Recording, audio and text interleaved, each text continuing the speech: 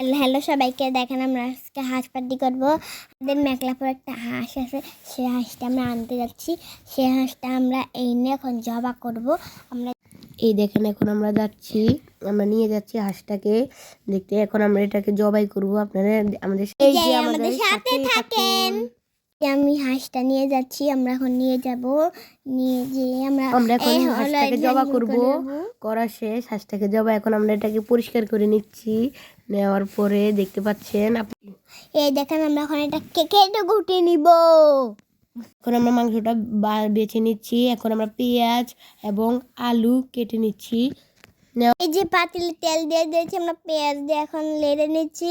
লেড়ে আমরা এখন সব মশলা দেখাচ্ছি। দেখেন আমরা কিন্তু এই মশলাগুলোর নাম জানি না। এখানে বিভিন্ন ধরনের মশলা রয়েছে, মাংস আছে এখানে দেখতে পাচ্ছেন। এগুলো ধুয়ে রেখেছে। এখন আমরা আলুগুলো পরিষ্কার করে রেখেছে। এদিকে আমরা পেঁয়াজ দিয়ে দিচ্ছি অলরেডি দেখতে পাচ্ছি। এখানে আমরা বেশি করে তেল পেঁয়াজ দিয়ে দিচ্ছি। দেওয়ার পরে দেখতে পাচ্ছেন আমরা এখন নেড়ে চেড়ে নিচ্ছি। যে দেখেন আমার বান্ধবী, এই যে দেখেন আমি, এই যে দেখেন পাতি, এখানে আমরা রান্না দেখতেছি। এখন বিভিন্ন ধরনের মশলা দিয়ে দিচ্ছে, যেগুলো আমি নামে জানি না। বিভিন্ন ধরনের অনেক রকমের মশলা আছে, আমার বোনে বলবে এগুলোর নাম।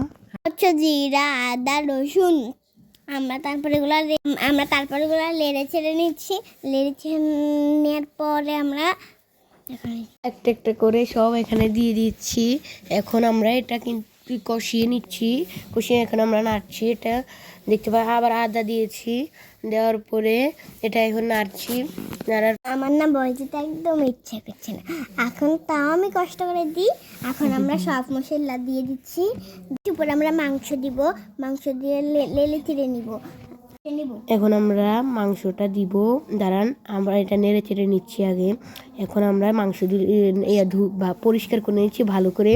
তারপরে এখন দেখেন এগুলো এখন লেলে চেড়ে নিচ্ছি। দেখেন কত সুন্দর আগুন, অনেক দুষ্টামি করতেছি।